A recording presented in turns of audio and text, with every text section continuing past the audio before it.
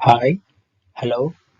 This is Vishwanath Reddy, your fisheries lecturer working at Government Junior College, Jammikunta, Karimnagar district, Telangana. Now we are going to discuss first year vocational fisheries course. Today discuss first year paper third seed production technology. In this third lesson, we are going to discuss about two seed resources in India. The structures. First one, introduction to seed resources. Second one, freshwater fish seed resources. ఇందులో third యూనిట్లో మనం చూసినట్లయితే seed resources in ఇండియాలో structures మనం ఇందులో చూడాల్సిన main topics చూసినట్లయితే introduction to seed resources అంటే వాటి యొక్క ఇంట్రొడక్షన్ సీడ్కు సంబంధించినటువంటి ఇంట్రొడక్షన్ ఉపోద్ఘాతాన్ని మరియు ఫ్రెష్ వాటర్ సీడ్ రిసోర్సెస్ అంటే ఫ్రెష్ వాటర్లో చేప విత్తనం యొక్క సోర్సెస్ గురించి మనం ఈ లెసన్స్లో తెలుసుకోబోతున్నాం. సీడ్ రిసోర్సెస్ స్ట్రక్చర్లో మనం చూసినట్లయితే first one introduction to seed resources. First one, India is the 6th largest producer of fish in the world, 6.41 million tons, and second in world aquaculture production, 2.22 million tons. About 95% of Indians' aquaculture productions come from inland aquaculture.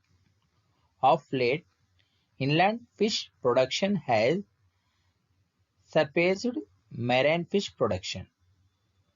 India produced about 17,000 million fry annually.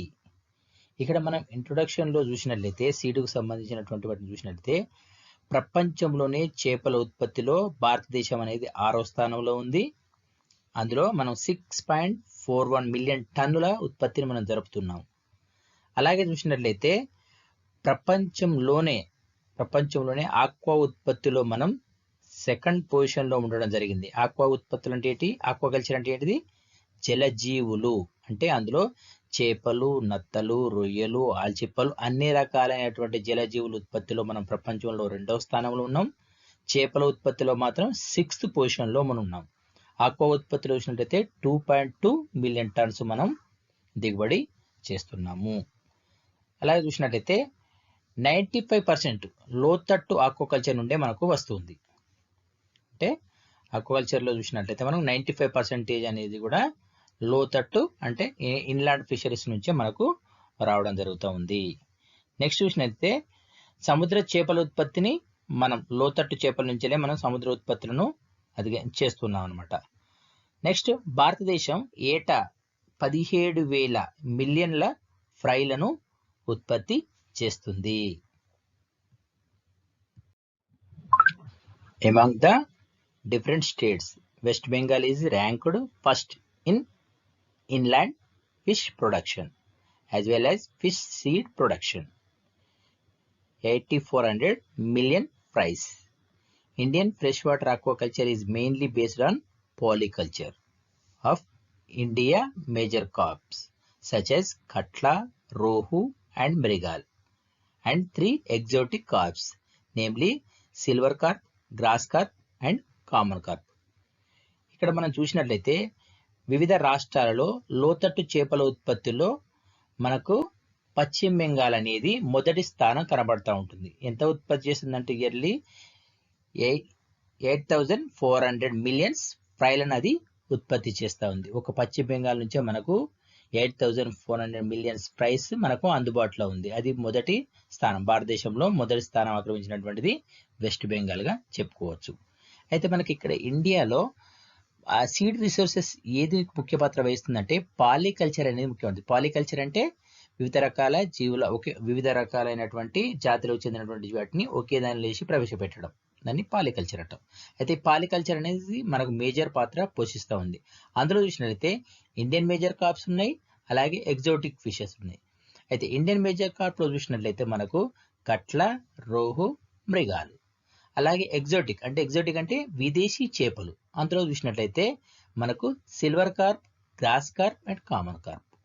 ఈ 3 రకాలైనటువంటి fishes మనకు కనబడుతూ ఉంటాయి. ఓకేనా. Next, fish seed destined for aquaculture are obtained from 3 sources, i.e. river, bandh and hatcheries. ఇక్కడ చేపల విత్తనాలు అనేటి మనకు ఆక్వాకల్చర్లో అంటే జలజీవుల పెంపకంలో చేప విత్తన రకాలు అనేటి 3 రకాలుగా మనకు 3 రకాల వనరుల ద్వారా మనకు లభిస్తాయి. అందులో మొదటిది రివర్స్, తర్వాత రెండవది బంద్, థర్డ్ వన్ హ్యాచరీస్. రివర్ అంటే నదులు, బంద్ కల్చర్, ఆ తర్వాత హ్యాచరీస్. ఈ 3 రకాల సోర్సెస్ ద్వారా మనకు విత్తనాలు అనేటివి ఆక్వాకల్చర్ నందు విత్తనం యొక్క వనరులు అనమాట. నెక్స్ట్ చూసినట్లయితే during the period of 1964 to 65, 92% of countries fish seeds were obtained from rivers, while in this 1980s bunds contributed 63% of total seeds resource. ఇక్కడ మనం ఫస్ట్ చూసినట్లయితే 1964 నుంచి 65 మధ్యలో మనము 92% మన దేశంలో 92% మొత్తం కూడా మనం దేని మీద ఆధారపడేది, రివర్స్ నదుల మీదనే ఆధారపడి ఉండేది. తర్వాత 1980s లో మనకు 63% మనం బందుల మీద ఆధారపడి మనం సీడ్ను సేకరించడం జరుగుతూ ఉంది. ఓకేనా. నెక్స్ట్ చూసినట్లయితే rivers are traditional source of fish seed for aquaculture. అంటే ఇక్కడ మనం చూసినట్లయితే నదులు అనేటివి ఆక్వాకల్చర్ యొక్క విత్తనం యొక్క సాంప్రదాయక వనరులుగా, ఆక్వాకల్చర్లో రివర్ అనేది అంటే నది అనేది సాంప్రదాయ వనరులుగా, చేప విత్తన వనరుగా చెప్పుకోవచ్చు.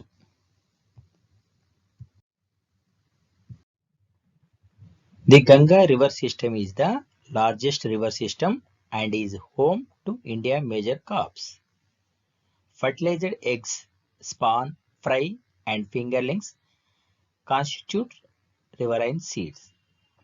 Spawn fry collection is undertaken in few states. Among cold water fish seed resources, trouts, exotic and marshes are found in the Himalaya region and the peninsular Indian rivers that originate in the Western Ghats. ఇక్కడ మనం చూసినట్లయితే గంగా నది అనేటటువంటిది అతి పెద్ద నదీ వ్యవస్థగా మనం చెప్పుకోవచ్చు. ఇది భారతీయ ప్రాథమిక కార్పులకు నిలయంగా చెప్పుకోవచ్చు. నెక్స్ట్ చూసినట్లయితే ఫలదీకరణ చెందినటువంటి గుడ్లు, స్పాన్, ఫ్రై మరియు ఫింగర్లిస్ అన్ని కూడా నది విత్తనాలు. నెక్స్ట్ చూసినట్లయితే స్పాన్ అండ్ ఫ్రై సేకరణ కొన్ని రాష్ట్రాల్లో జరుగుతూ ఉంది. కోల్డ్ వాటర్ ఫిష్ సీడ్స్లో చూసినట్లయితే ట్రౌట్స్ అంటే విదేశీ చేపలు మరియు మహాశీర్లు హిమాలయ ప్రాంతాల్లో మరియు పశ్చిమ కనుమలలో ఉద్భవించే పెనిన్సులార్ ఇండియన్ నదులలో కనిపిస్తూ ఉంటుంది. ఓకేనా. Presently hatcheries account for 95% of seed sources. A steady increase in fish seed production from the 1980s can be attributed and the use of Chinese types carp hatcheries technology and the application of ready-to-use spawning agents.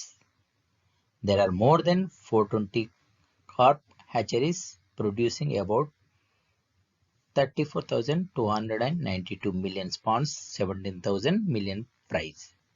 The Chinese type carp hatcheries is most widely used, followed by the jar hatchery.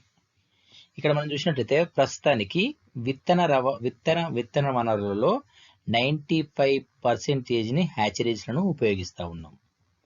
అదే 1980లో నుండి స్థిరమైనటువంటి పెరుగుదల, తర్వాత విత్తనోత్పత్తికి Chinese రకం Corp హ్యాచరీలను, సాంకేతిక పరిజ్ఞానం మరియు ready to use అట్లా అంటే స్పానింగ్ ఏజెంట్స్లను కారణమని చెప్పవచ్చు మనం. అలాగే చూసినట్లయితే 420 కన్నా ఎక్కువ కార్ప్ హ్యాచరీస్ మన దగ్గర కనబడుతూ ఉంటాయి. ఇవి సుమారుగా 34,292 మిలియన్ల స్పాన్లను, 17,000 మిలియన్ల ఫ్రైలను ఉత్పత్తి చేస్తున్నాయి. ఇంకా చైనీస్ రకం కార్ప్ హ్యాచరీస్ అయితే ఎక్కువగా మనం ఉపయోగిస్తున్నాం. తర్వాత జార్ హ్యాచరీస్ను ఉపయోగించడం జరుగుతూ ఉంది.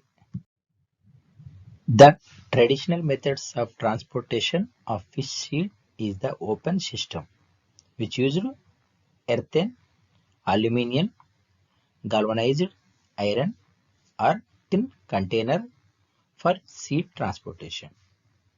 The closed methods of transportation of fish seeds in plastic bags with oxygen and water is more widespread. Broodfish are transported in open FRP tanks, plastic poles, turpentine mounted in trucks. Hatcheries production of sterile common carp fry is now receiving increased attention. First one, riverine collection. Second one, bund breeding. Third, hatcheries through induced breeding. ఇక్కడ మనం చూసినట్లయితే open సిస్టంలో అంటే open water సిస్టంలో మనం చూసినట్లయితే మనకు transportation అంటే ఫిష్ సీడ్ యొక్క ట్రాన్స్పోర్టేషన్ అనేది సాంప్రదాయ పద్ధతిలో జరుగుతూ ఉంటుంది. ఆ సాంప్రదాయ పద్ధతిలో మనం మట్టితో తయారు చేసినవి కానీ, అల్యూమినియంతో తయారు చేసినటువంటి కానీ, గాల్వనైజ్డ్ ఇనుముతో తయారు చేసినటువంటి టిన్ కంటైనర్లు మనం ఉపయోగిస్తూ ఉన్నాం. ఇది ఫిష్ సీడ్స్ను ట్రాన్స్పోర్ట్ చేసేటప్పుడు. నెక్స్ట్ మెథడ్లో చూసినట్లయితే మనకు ప్లాస్టిక్ బ్యాగులలో మనం కామన్గా వాడేటటువంటి విధానం ఏంటంటే క్లోజ్డ్ మెథడ్లో ట్రాన్స్పోర్టేషన్ చేస్తూ ఉంటాం. అందులో చూసినట్లయితే ఆ ఫిష్ సీడ్ అనేది ప్లాస్టిక్ బ్యాగుల్లో అందులో ఆక్సిజన్ నింపేసి వాటర్లో ఆక్సిజన్ నింపేసి మనం ట్రాన్స్పోర్టేషన్ చేయడం అనేది కనబడుతూ ఉంటుంది. తర్వాత చూసినట్లయితే third one, brood fish are transportation in the PRP tanks. అంటే బ్రూడ్ ఫిషెస్ అనేటివి. బ్రూడ్ ఫిషెస్ మనం చూసినట్లయితే మనకు ఏ విధంగా అవుతుందంటే అది ప్లాస్టిక్ పోల్స్లో కానీ, టర్పలైన్ మౌంటెడ్ ట్రక్స్లో కానీ ఇట్లా దానిలో మనం బ్రూడ్ ఫిష్ను మనం రవాణా చేయడం జరుగుతూ ఉంటుంది. నెక్స్ట్ చూసినట్లయితే శుభ్రమైనటువంటి కామన్ కార్ప్స్ ఫ్రై యొక్క హ్యాచరీ అనేది ఉత్పత్తి ఎప్పుడు ఎక్కువగా దృష్టిని ఆకర్షిస్తూ ఉంటుంది. అందులో చూసినట్లయితే ఆ రివరైన్ నదీ కలెక్షన్ల ద్వారా, తర్వాత రెండోది బంద్ పెంపక పద్ధతుల ద్వారా, తర్వాత మూడోది హ్యాచరీస్ అంటే ప్రేరిత పద్ధతుల ద్వారా. ఈ మూడు రకాలైన పద్ధతులు అనేటివి మూడు రకాలైన పద్ధతుల ద్వారా మనం ఈ చేప యొక్క విత్తనాలను సేకరించడం జరుగుతూ ఉంటుంది. In addition to those sources, common carp seed production without hormone injection was initially included as the fourth source and was accordingly categorized as common carp breeding until 1964 to 1965. Since then, the data of the common carp seed is included with that of the other carps produced through induced breeding. ఇక్కడ మనం చూసినట్లయితే ఈ వనరులతో పాటు హార్మోన్ల injection లేకుండా అంటే injection అనేది వేయకుండా ఉత్పత్తి చేయబడిన సాధారణ కార్పు విత్తనాలను మొదట 4 వనరులుగా తీసుకోవడం జరిగింది. మరియు దాని ద్వారానే తదనుగుణంగా మనకు కామన్ కార్ప్ బ్రీడింగ్ను 1964 to 65 వరకు ఉపయోగించడం జరిగింది అనమాట. నెక్స్ట్ చూసినట్లయితే అప్పటి నుండి మనకు సాధారణ కార్ప్ సీడ్ యొక్క డేటా ప్రేరేపిత పెంపకం ద్వారా ఉత్పత్తి చేయబడిన ఇతర కార్పులను ఉత్పత్తి చేయడం అనేది జరుగుతూ ఉంది. ఓకే, నెక్స్ట్ చూసినట్లయితే మనం fresh water fish seed resources. దానిలో first one riverine fish seed resources. The freshwater fish resources of India are found mainly in 5 major river systems. As you can see, 1. The Ganga, 2. The Brahmaputra, 3. The Indus in the north, 4.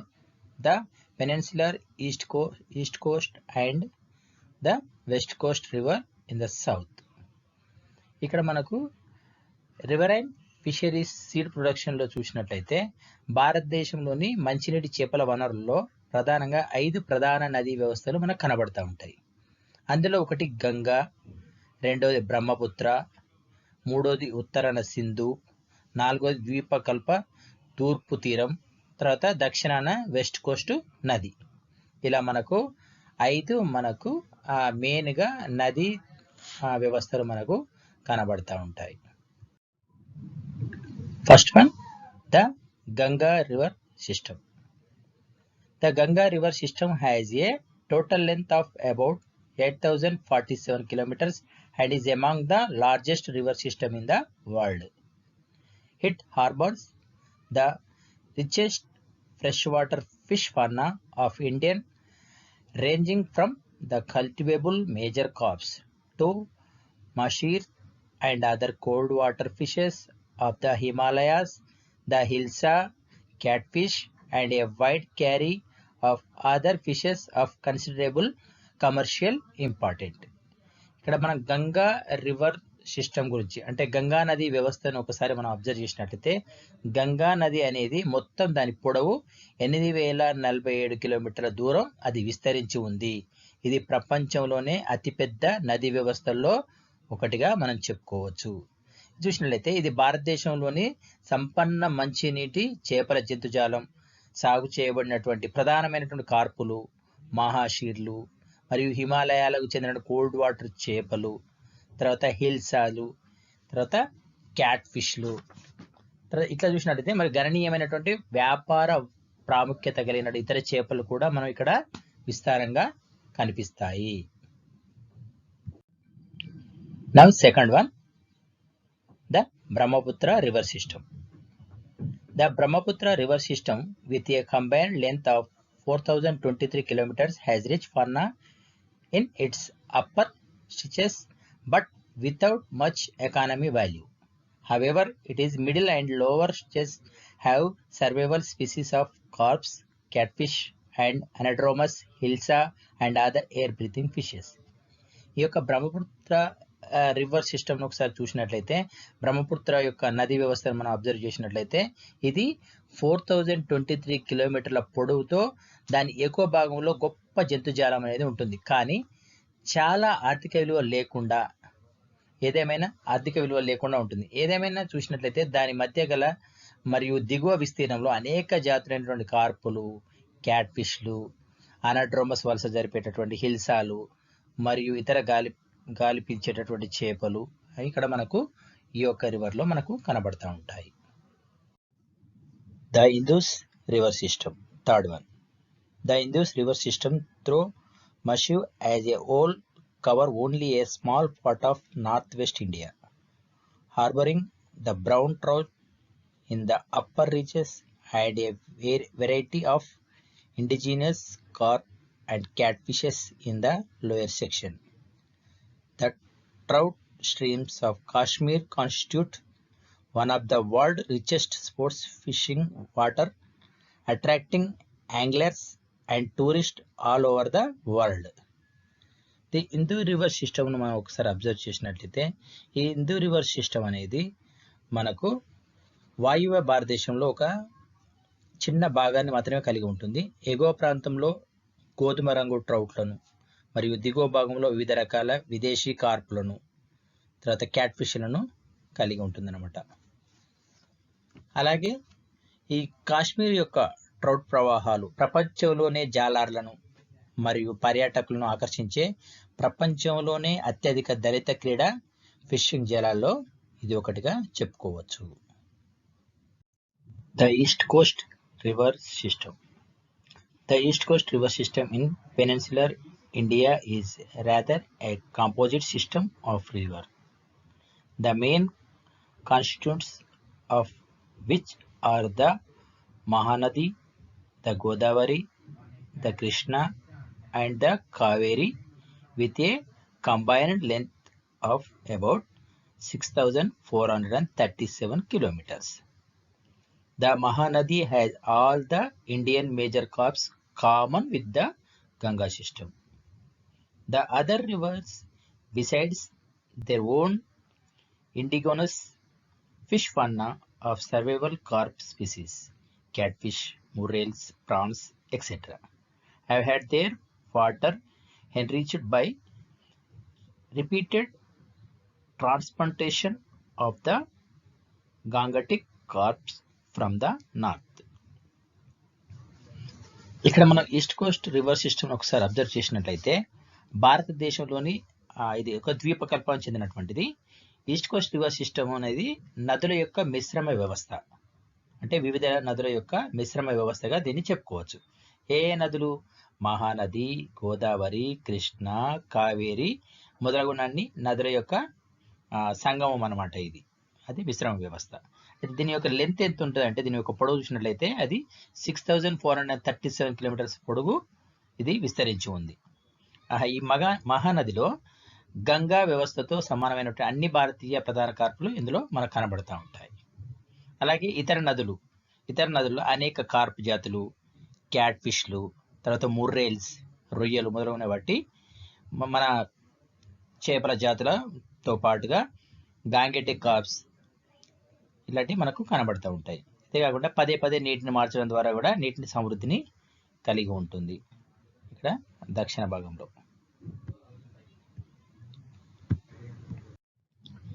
ఇంకా east Coast rivers ఇంకా చూసినట్టయితే the transplants have established themselves and contributed significantly to the current fish fauna of these rivers. The tributaries of the Kaveri from the Nilgiris have cold water fishes like trout and teach. ఇక్కడ మనం చూసినట్లయితే మార్పిడి నందు ఈ నదుల యొక్క ప్రస్తుత చేపల జంతుజాలానికి అనుకూలంగా ఉంటాయి.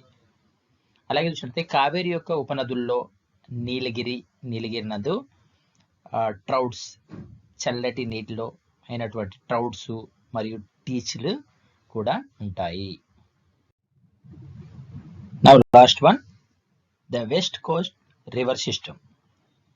The West Coast River System in the south drain a narrow belt of peninsular India, west of Western Ghats, and includes the basin of the Narmada and the Tapati, which are rich in fauna. The other rivers that originate in the Western Ghats process carps, catfish, mahashers, murrels, leeches, prawns etcetera. ఇక్కడ మనం లాస్ట్లో చూసినట్లయితే the west coast river system, అంటే దక్షిణ west coast river system చూసినట్లయితే పశ్చిమ కనుమల్లో పశ్చిమాన peninsular India, అంటే ద్వీపకల్పం చెందినటువంటి ఇండియా యొక్క ఇరుకైన బెల్టుల నందు ఇది పారుతూ ఉంటుంది. మరియు జంతుజాలం అనేది సమృద్ధిగా ఉన్నటువంటి నర్మదా మరియు తపతి యొక్క బేసిన్లను ఇది కలిగి ఉంటుంది. అలాగే దీన్ని చూసినట్టయితే పశ్చిమ కనుమల్లో ఉద్భవించిన ఇతర నదులలో కార్ప్స్, క్యాట్ ఫిష్, మహాసీర్స్, ముర్రేల్, ఫెర్చ్, రొయ్యలు మొదలగునవి మనకు కనబడతా ఉంటుంది. నెక్స్ట్ చూసినట్లయితే రిజర్వాయర్ ఫిష్ సీడ్ రిసోర్సెస్, అంటే రిజర్వాయర్లో చేప విత్తన వనరులను మనం అబ్జర్వ్ చేసినట్లయితే information of Indian reservoirs fish seed resources is scanty. Scanty means తక్కువ అన్నమాట. అంటే దానికి సంబంధించినటువంటి సమాచారం, ఈ చేప విత్తన సంబంధించినటువంటి సమాచారం చాలా తక్కువగా ఉంటుంది. భారతదేశం యొక్క రిజర్వాయర్ చేపల విత్తన వనరులపై సమాచారం అనేది చాలా తక్కువ. The reservoirs in Uttar Pradesh and Madhya Pradesh by virtue of their being connected with the Ganga river systems have natural stocks of major carps. ఇక్కడ ఉత్తరప్రదేశ్ మరియు మధ్యప్రదేశ్లోని జలాశయాలు గంగా నది వ్యవస్థతో అనుసంధానించబడినందున సహజమైనటువంటి కార్ప్ యొక్క సహజ నిల్వలు మనకు కనిపిస్తాయి.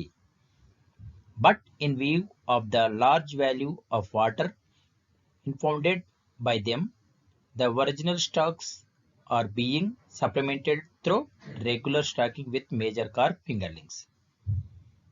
ఇక్కడ మనం చూసినట్లయితే కానీ వారు స్వాధీనం చేసుకున్నటువంటి పెద్ద పెద్ద పరిమాణం ఉన్న వాటిని నీటిలో దృష్టిలో ఉంచుకొని అసలు కార్ప్స్ ఫింగర్లింగ్స్ తో రెగ్యులర్ స్టాకింగ్ ద్వారా భర్తీ చేయడం జరుగుతూ ఉంటుంది. ఓకేనా. Next, the reservoirs across their basin however do not have natural stocks of major carps. ఇతర బేసిన్లోని జలాశయాల్లో ప్రధాన కార్ప్ యొక్క సహజ నిల్వలు అనేటివి లేవు, ఉండవు.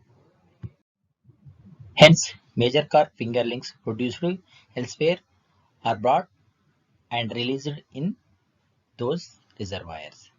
Several schemes were formulated for the construction of fish seed farms at reservoir sites to facilitate effective stocking operation. ఇక్కడ చూసినట్లయితే హెన్స్ అందువల్ల ఈ జలాశయాల్లో మరెక్కడా ఉత్పత్తి చేయబడని ప్రధాన కార్పులను ఫింగర్లింగ్స్ను తీసుకొని ప్రధాన కార్పు యొక్క ఫింగర్లింగ్స్ను తీసుకొని వచ్చి విడుదల చేస్తారు. అలాగే సమర్థవంతమైన నిల్వలు ఆ కార్యకలాపాలను సులభతరం చేయడానికి రిజర్వాయర్ ప్రదేశాలలో చేప విత్తన క్షేత్రాలను నిర్మించడం వంటి అనేక పథకాలను రూపొందించబడ్డాయి. In most case where they were constructed they did not function successfully due to poor soil quality. చాలా సందర్భాల్లో ఇవి నిర్మించడం అయితే జరిగింది, కానీ అవి విజయవంతంగా పనిచేయలేదు. ఎందుకంటే నేల యొక్క నాణ్యత అనేది చాలా తక్కువగా ఉండడం వలన అక్కడ దిగుబడి అనేది రావడం లేదు. The population of predatory and weed fishes dominated the catches of many reservoirs. Thus, reservoir stocking with desirable varieties of fish provide to the not fruitful.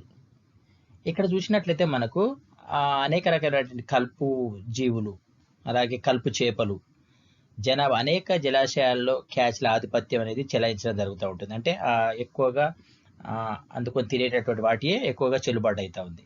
అందువలన కావలసినటువంటి రకాల్లో చేపల రిజర్వాయర్లో నిల్వ చేయడం అనేది ఫలవంతం కాదని నిర్మితం అవుతుంది అన్నమాట.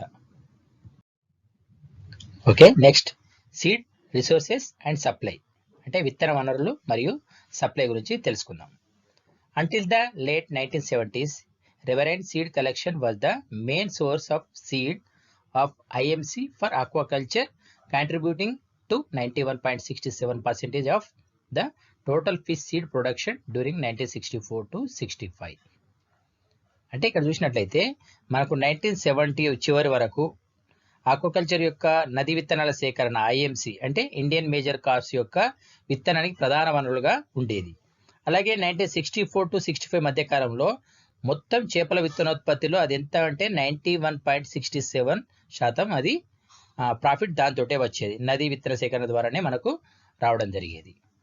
Next, bunds accounted for a major partition of fish seed from the 1960s through to the 1980s. అంటే 1960 నుంచి 80 మధ్య కాలంలో చేపల విత్తనంలో ఎక్కువగా మనకు బ్రూడ్స్ అనేవి ఎక్కువ భాగం ఆక్రమించడం జరిగింది. అంటే ఇప్పుడు ఋతుపవనాల సమయంలో నది పరిస్థితుల గురించి ఒక ప్రత్యేక రకమైన ట్యాంకులను ఏర్పాటు చేసి వాటిలో అది చేయడం అన్నట్టు. అది బంద్ ద్వారా 1960 to 1980 వరకు బంద్ ద్వారా ప్రజననం జరిపేది అనమాట. Next, with the advent of the techniques of induced breeding of IMC by Chowdhury and Aliquini 1957, the exotic carps by Aliqui, Sukumaran and Parameswaran 1963, through hypopiation it becomes possible to the obtained quality seed of major carps for aquaculture.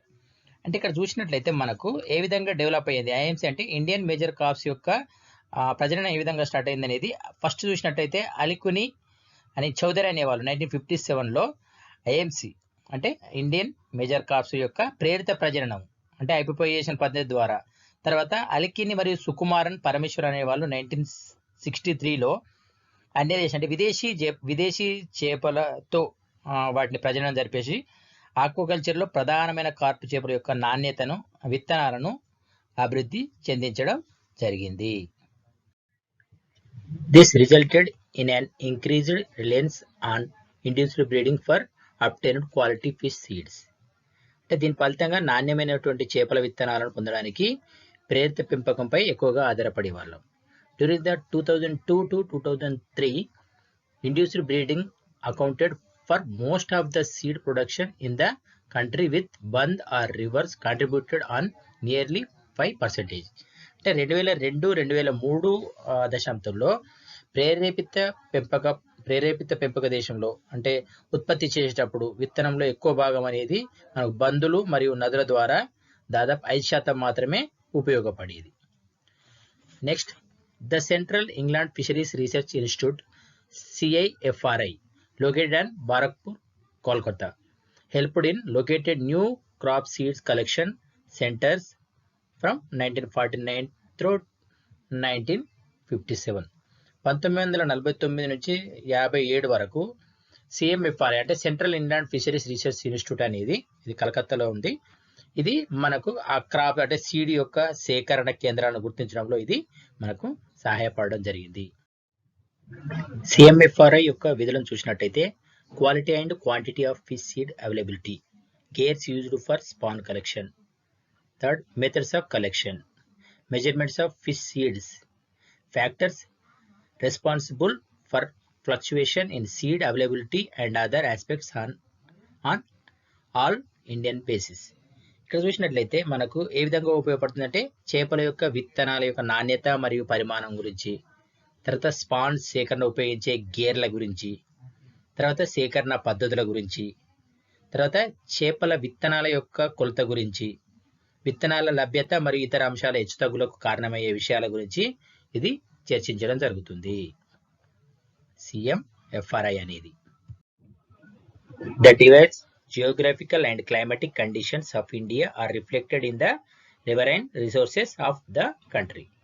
The riverine fishes spawning grounds are generally located in the middle reaches of rivers. Of all the river systems, the Ganga is the richest in terms of crop seed resources. ఇక్కడ మనం చూసినట్లయితే భారతదేశం యొక్క చాలా వరకు భారతదేశంలో చూసినట్లయితే విభిన్న భౌగోళిక పరిస్థితులు, విభిన్న వాతావరణ పరిస్థితులు ఉంటాయి. అయితే ఈ దేశంలోనే నదీ వనరుల్లో ఈ యొక్క కండిషన్స్ అనేది మనకు ప్రతిబింబిస్తూ ఉంటాయి. అలాగే చూసినట్లయితే ఎప్పుడు కూడా సీడ్ నదిలో చేపల పెంపకం అనేది చేపల విత్తన సేకరణ అనేది మిడిల్ భాగంలో అంటే మధ్య భాగంలో నది మధ్య భాగంలో జరుగుతూ ఉంటుంది.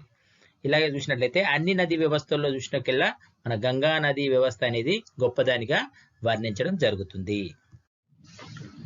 లాస్ట్లో మనం అసైన్మెంట్ అంటే వర్క్షీట్ చేయాల్సి ఉంటుంది.